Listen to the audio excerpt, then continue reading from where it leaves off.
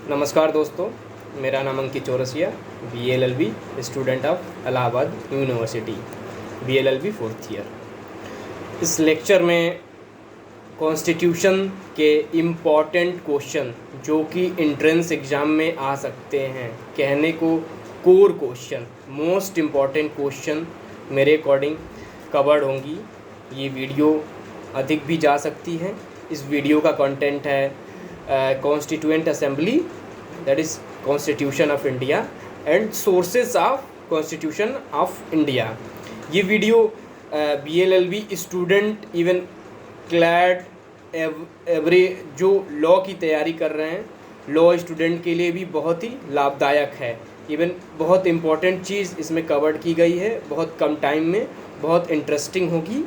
आशा करते हैं वीडियो आपको बहुत पसंद आएगी।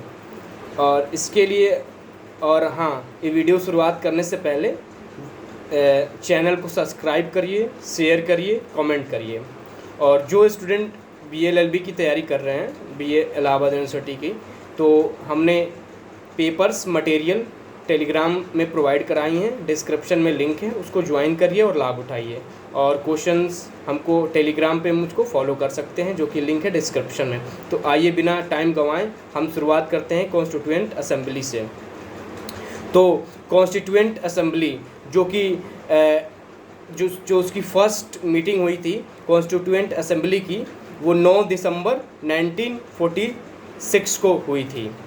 और ये कैबिनेट मिशन प्लान के तहत कॉन्स्टिट्यूएंट असेंबली आई थी नवंबर 1946 में। ठीक, कॉन्स्टिट्यूएंट असेंबली की टोटल स्ट्रेंथ थी 389, जिसमें से 296 ब्रिटिश इंडिया का था और 93 प्रिंसली स्टेट का था। ठीक, जो इसके टेम्परेरी प्रेसिडेंट थे कॉन्स्टिट्यूएंट असेंबली के, वो डॉक्टर सच्चिदानंद सिन्हा थे, टेम्परेरी प्रेसिडेंट।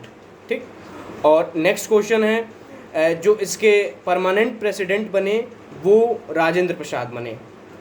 और अगला क्वेश्चन ये है कि जो बहुत ही इम्पोर्टेंट क्वेश्चन है, हाउ एवरी एंट्रेंस एग्जाम में पूछता है, BLLB या BCHU, ठीक, कि नेशनल फ्लैग अपना कब अडॉप्ट हुआ, किस डेट को हुआ।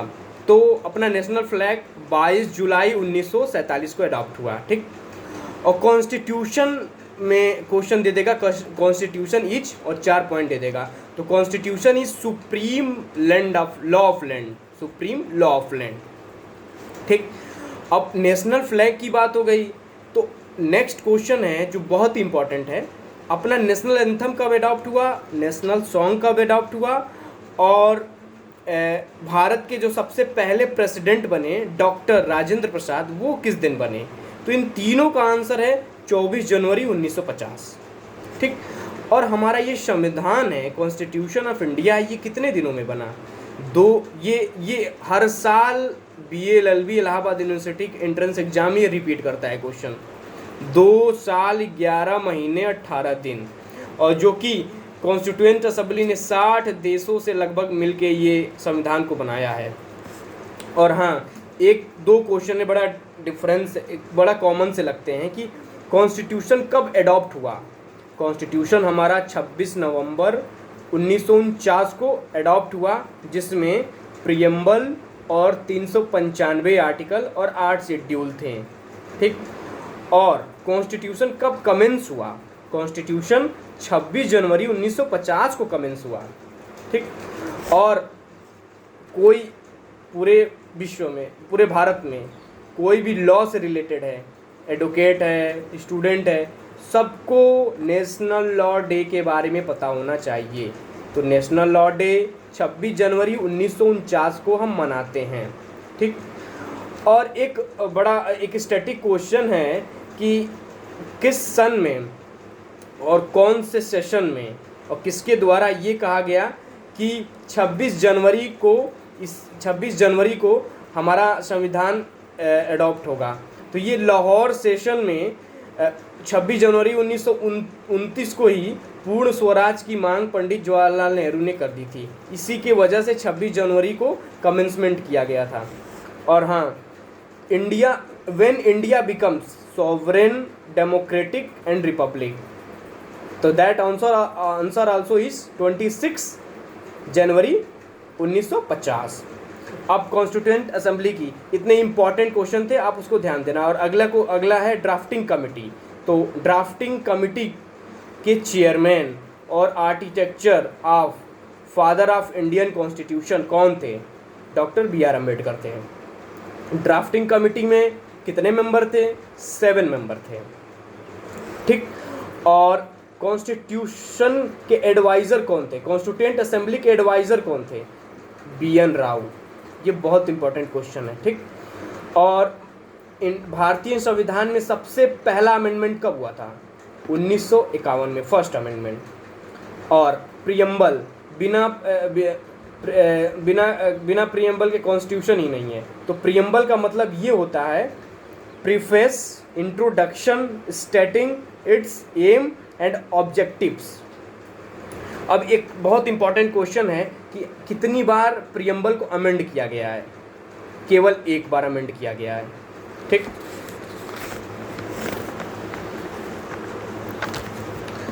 और सोशलिस्ट, सेकुलर, इंटीग्रिटी, ये कौन से अमेंडमेंट में प्रियम्बल में ऐड किया गया? तो 42वें अमेंडमेंट में ऐड किया गया। अब इसके बाद हम सोर्सेस ऑफ कॉन्स्टिट्यूशन की तरफ चलते हैं, जो कि बहुत इंटरेस्टिंग है, और इस वीडियो को पूरा देखिए। जो सबसे पहला कॉन्स्टिट्यूशन बना था उसमें देखिए टोटल 395 आर्टिकल थे, 8 शेड्यूल थे और 22 पार्ट थे। और 8 शेड्यूल तो ओरिजिनली थे, ठीक। तो सबसे पहला कॉन्स्टिट्यूशन के बाद कौन सा शेड्यूल ऐड हुआ था? 9 शेड्यूल ऐड हुआ था, याद रखिएगा। अब इसके बाद सोर्सेस ऑफ कॉन्स्टिट्यूशन की तरफ चलते हैं, जो कि बहुत इंपॉर्टेंट है। इवन इसमें से 2-3-4 क्वेश्चन मैच आएंगे ही आएंगे। तो हमारा कॉन्स्टिट्यूशन बहुत से लगभग 60 देशों से मिलकर बना है। तो हम सबसे पहले ब्रिटिश देश से हमने जो चीज़ें ली हैं उनके बारे में डिस्कस करेंगे। ब्रिटिश कॉन्स्टिट्यूशन, हम एग्जैक्ट पॉइंट टू पॉइंट चीज़ें बता रही हैं, जो कि हम लॉ नहीं पढ़ा रहे हैं। हम ये एंट्रेंस एग्ज़ाम तैयारी कराने की एकदम बेसिक चीज़ बता रहे हैं, क्या पूछेंगे, ठीक। तो ब्रिटिश कॉन्स्टिट्यूशन से हमने पार्लियामेंट्री फॉर्म ऑफ गवर्नमेंट लिया है, ठीक, जो कि आर्टिकल 74 और 75 में है। और रूल ऑफ लॉ कहने का मतलब ये है कि अगर 50 लोग हैं और 49 लोग गलत हैं, उनकी जो मास है वो गलत वे में है, अकॉर्डिंग टू कॉन्स्टिट्यूशन नहीं है, और एक इंसान अगर कॉन्स्टिट्यूशन के वे में बोल रहा है तो एक इंसान की बात को माना जाएगा, क्योंकि वो according to rule of law है, लॉ से बात कर रहा है, ठीक। अब तीसरा है लेजिस्लेचर प्रोसीजर, ये भी ब्रिटिश कॉन्स्टिट्यूशन से लिया गया है। सिंगल सिटीजनशिप, ये भी ब्रिटिश कॉन्स्टिट्यूशन से लिया गया है। कैबिनेट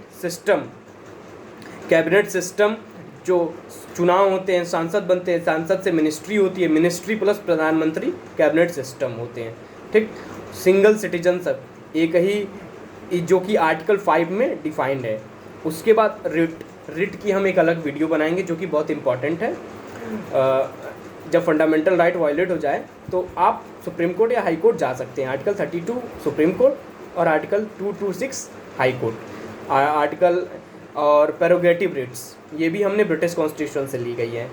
और पार्लियामेंट्री प्रिविलेज, जो कि आर्टिकल 165 में डिफाइंड है, ठीक। बाईकैमरलिज्म मीन्स 2 हाउसेस, जिस in union Lok Sabha and Rajya Sabha, in state Vidhan Parishad and Vidhan Sabha, legislative council and legislative council. And next we come to the US constitution. USA से हमने क्या क्या लिया है? हमने सबसे मोस्ट इम्पॉर्टेंट चीज़ ली है फंडामेंटल राइट। इसको आप याद रखिएगा, फंडामेंटल राइट हमने US कॉन्स्टिट्यूशन से ली है। और ये संविधान में कहाँ हैं? ये आर्टिकल 12 से लेके 35 तक हैं, जो कि टोटल 29 इस समय हैं। टोटल 29 सेक्शन हैं, और इसमें से 10 एडेड प्रोविजंस हैं, जो कि 10 अमेंड करके ऐड किया गया है, ठीक। और सबसे बड़ी चीज़, independence of judiciary, separation of judiciary from executive, जो कि आर्टिकल 50 में है। इंडिपेंडेंस ऑफ जुडिशरी आर्टिकल 50 में, ठीक। अब इम्पीचमेंट ऑफ प्रेसिडेंट ये भी यूएस कॉन्स्टिट्यूशन से लिया है, जो कि आर्टिकल 61 में है। देखिए मैंने आर्टिकल के साथ सब चीज़ बता रहा हूँ, इसको आप याद रखिए, नोट करिए पेपर और पेन लेके स्टूडेंट्स, ठीक। और इसके बाद आता है रिमूवल ऑफ सुप्रीम कोर्ट जजेस, जो कि आर्टिकल 124 क्लॉज 4 में है। और रिमूवल ऑफ हाई कोर्ट जजेस वो है आर्टिकल 2018 में, ठीक।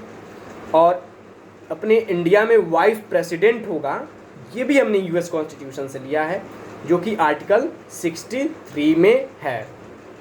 अब इसके बाद आते हैं आयरिश कॉन्स्टिट्यूशंस पे।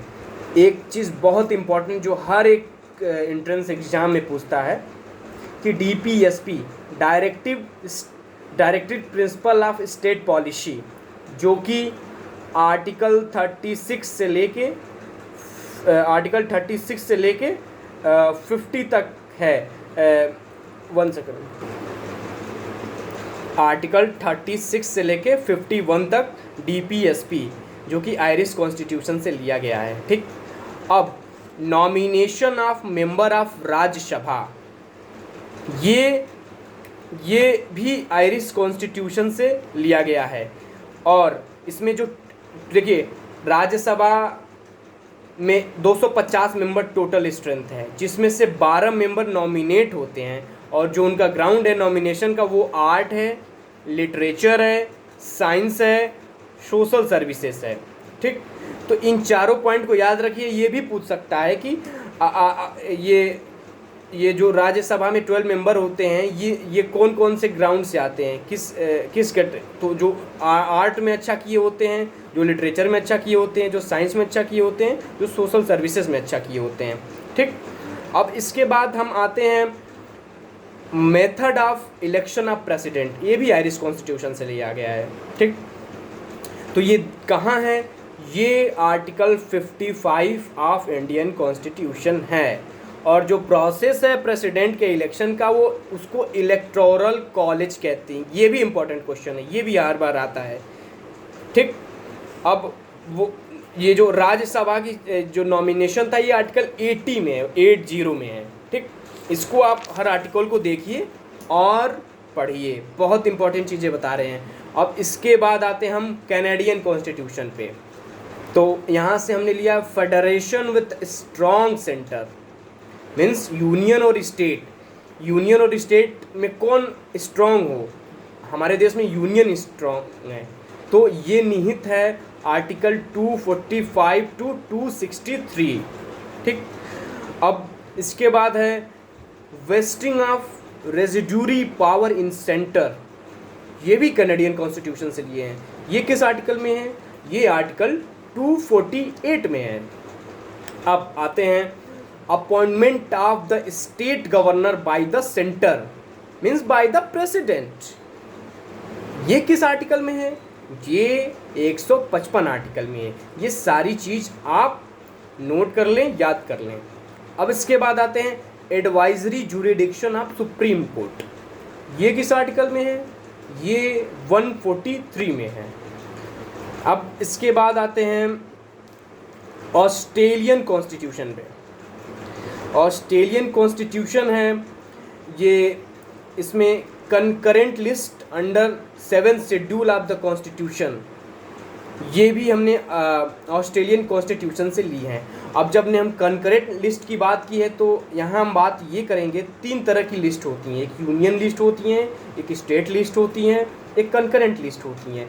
तो यूनियन लिस्ट में तत्काल में 98 पॉइंट्स पे यूनियन लॉ मेक कर सकता है, जो कि ओरिजिनली 97 था, अब 98 है।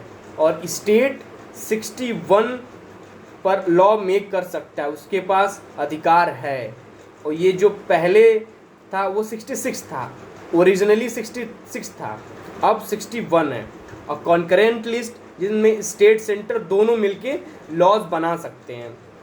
तो ओरिजिनली जब कॉन्स्टिट्यूशन बना था तब इसमें 47 ग्राउंड्स थे जिस पे लॉ बना सकते थे, लेकिन अब ये 52 हो गया है, ठीक। ये कंकरेंट लिस्ट जो है ये आर्टिकल 246 में है। अब इसके बाद हम बात करते हैं freedom of trade, commerce and inter courses. ये भी हमने ऑस्ट्रेलिया कॉन्स्टिट्यूशन से लिया है, जो कि आर्टिकल 301 से 307 के बीच में निहित है। अब बात करते हैं जो थर्ड पॉइंट है जो हमने ऑस्ट्रेलियन कॉन्स्टिट्यूशन से लिया है, वो है joint sitting of 2 houses of parliament. ये आर्टिकल 108 में निहित है।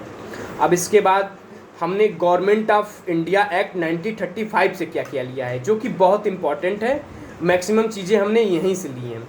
तो फेडरल स्कीम ऑफ पॉलिटी जो किस आर्टिकल में है, ये 282 में है। आपको जो स्टूडेंट्स एस्पिरेंट्स है बस आर्टिकल जानना है और ये चीज़ जाननी है बस। और जो ऑफिस ऑफ गवर्नर होता है वो आर्टिकल 153 में है। ये भी हमने गवर्नमेंट ऑफ इंडिया एक्ट 1935 से लिया है। अब बात करते हैं जब मोस्ट इम्पॉर्टेंट जुडिशरी। तो जुडिशरी 2 तरह की, एक सुप्रीम कोर्ट जो यूनियन में काम करती है और एक हाई कोर्ट जो स्टेट में काम करती है। तो सुप्रीम कोर्ट किस आर्टिकल में निहित है, ये आर्टिकल 124 से लेके 147 तक है। और ये हाई स्टेट जुडिशरी किस आर्टिकल में है, ये 214 से लेके 232 तक है। अब जब हमने हाई कोर्ट और सुप्रीम कोर्ट की बात की है तो भारत में एक सुप्रीम कोर्ट है जो न्यू दिल्ली में है, ठीक। पूरे भारत में 25 हाई कोर्ट हैं, ठीक। अब हाई कोर्ट सुप्रीम कोर्ट की जब हमने बात की है तो हम कुछ इस पे बहुत इम्पॉर्टेंट पॉइंट्स बताने वाले हैं जो कि आपको जानना बहुत ज़रूरी है। देखिए, सुप्रीम कोर्ट में वर्तमान समय में यानी आज अक्टूबर 2021 में टोटल सुप्रीम कोर्ट में जजों की संख्या है 33, यानी इसको हम 32 प्लस CGI पढ़ते हैं, कोरम, तो 33 है। और मैक्सिमम स्ट्रेंथ क्या है सुप्रीम कोर्ट में जजेस की, वो है 34। अभी रिसेंट में जो करंट न्यूज़ है, जो कि बहुत इम्पॉर्टेंट न्यूज़ है, वर्तमान में 9 जजों की पूरे इतिहास में सबसे पहली बार इतने जजों की एक साथ नियुक्ति हुई है। और इसमें इम्पॉर्टेंट ये है कि इसमें 9 जजों के साथ 3 महिला जजेस की नियुक्ति हुई हैं। सुप्रीम कोर्ट में जजों की नियुक्ति हुई है, इसमें से 3 महिला हैं। इसको आपको नाम याद रखना चाहिए, जो कि 31 अगस्त को नियुक्ति हुई थी। इसमें हिमा कोहली एक महिला हैं, जस्टिस हिमा कोहली, जस्टिस BV नागराथना, आप इसको चेक कर लीजिएगा नाम, नागराथना। और जो थर्ड है वो है बेला त्रिवेदी, जस्टिस बेला त्रिवेदी। मीन्स 9 में से 3 तो वुमेन जस्टिस हो गई। अब ये बात करें कि वर्तमान में कितनी महिला सुप्रीम कोर्ट में जज हैं, तो 4 हैं। 3 तो ये हो गई हिमा कोहली, जस्टिस हिमा कोहली, जस्टिस BV नागराथना, जस्टिस बेला त्रिवेदी और जस्टिस इंदिरा बनर्जी, यानी टोटल 4 महिला जस्टिस हैं और टोटल 33 जजेस, 32 + 1 that is a quorum, okay. और बहुत इंपॉर्टेंट चीज़ है, रिटायरमेंट जजों का कितने साल पे होता है, ये 65 साल पे होता है। और जो मोस्ट इम्पॉर्टेंट है, जब हमने 2000 क्लेट का एग्ज़ाम दिया था तो उस समय के चीफ जस्टिस भारत के दीपक मिश्रा थे, तो चौथे नंबर के थे, वो पूछा था। तो इस बार के चीफ जस्टिस जो हैं वो हैं जस्टिस NB रमाना, जो कि 48 चीफ जस्टिस ऑफ इंडिया हैं। इसको आप याद रखें। अब इसके बाद आते हैं, ये गवर्नमेंट ऑफ इंडिया एक्ट के मैंने सोर्सेज बता रहे थे, तो जब सुप्रीम कोर्ट और हाई कोर्ट का बात आया तो मैंने इतनी जानकारी दे दी। अब आते हैं पब्लिक सर्विस कमीशन, हमने गवर्नमेंट ऑफ इंडिया एक्ट से ही लिया है, जो कि 315 में निहित है, जो कि यूनियन और स्टेट दोनों की बात करता है। Public service commission 315। और इमरजेंसी प्रोविज़न, ये हमने गवर्नमेंट ऑफ इंडिया एक्ट, जो कि ये बहुत इंपॉर्टेंट है, इमरजेंसी प्रोविज़न आप नोट कर लेना, गवर्नमेंट ऑफ इंडिया एक्ट से लिया गया है। इमरजेंसी प्रोविज़न 352 से लेकर 360 तक है। और इमरजेंसी 3 तरह की हैं। अब इमरजेंसी की बात आ गई है तो इमरजेंसी की भी बात करते हैं। इमरजेंसी 352 से लेके 360 तक है। इमरजेंसी 3 तरह की होती हैं। 352 में नेशनल इमरजेंसी है, आर्टिकल 366 में स्टेट इमरजेंसी है और आर्टिकल 360 में फाइनेंशियल इमरजेंसी है। और आपको एक बहुत फैक्ट बता दें कि आज तक भारत के इतिहास में कभी फाइनेंशियल इमरजेंसी नहीं लगी है। और नेशनल इमरजेंसी किस किस कारणों से लग सकती है? 352, ये बहुत इंपॉर्टेंट चीज़ है, इसको नोट कर लीजिए। By war, by external aggression, by armed rebellion. ठीक, तो by war, by external aggression जो है इसको एक्सटर्नल इमरजेंसी कहते हैं। ठीक, और आर्म्ड रिबेलियन जो है इसको इंटरनल इमरजेंसी है। एक्चुअली जो आर्म्ड रिबेलियन है ये 44th अमेंडमेंट से ऐड हुआ था। तो ये वर्ड हमेशा पूछ देता है कि armed rebellion is added by which amendment, तो that is 44 amendment of the constitution. तो 44th अमेंडमेंट से आर्म्ड रिबेलियन ऐड हुआ था। तो by war, by external aggression और बाय आर्म्ड रिबेलियन। और आपको ये बता दूं सबसे फैक्ट चीज़ कि नेशनल इमरजेंसी यानी आर्टिकल 352 कितनी बार भारत में लगाया गया इमरजेंसी? तो 3 बार। एक चाइना वार में लगा था, और एक इंदिरा गांधी जी ने लगवाया था, और एक पाकिस्तान से जब वार हुआ था 1971 में तब लगा था। अब 366 की बात करते हैं। इसको स्टेट इमरजेंसी कहते हैं, जिसमें स्टेट इमरजेंसी लगाती है। इसको प्रेसिडेंट रूल भी कहते हैं। तो इसमें एक्सेप्ट छत्तीसगढ़ और तेलंगाना को छोड़ के बाकी स्टेट में स्टेट इमरजेंसी लग सकती है। तो एक 360 फाइनेंशियल इमरजेंसी जो कि भारत में कभी नहीं लगी है और न लगनी चाहिए कभी भी। अब इसके बाद आते हैं एडमिनिस्ट्रेटिव डिटेल्स जो कि गवर्नमेंट ऑफ इंडिया एक्ट के तहत ली गई है। अब इसके बाद जो लास्ट चीज़ है जो मेरे इस वीडियो का कंक्लूड है वो वेमियार कॉन्स्टिट्यूशन ऑफ जर्मनी, जो कि बहुत ही इम्पॉर्टेंट है।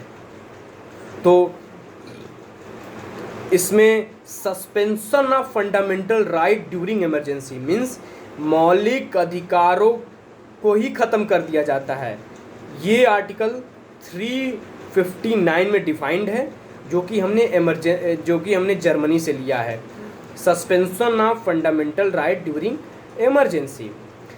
Thank you so much and I hope you like this video. If you like then comment, share and subscribe. Thank you so much और इस वीडियो को बहुत अच्छे से देखिए। Thank you so much.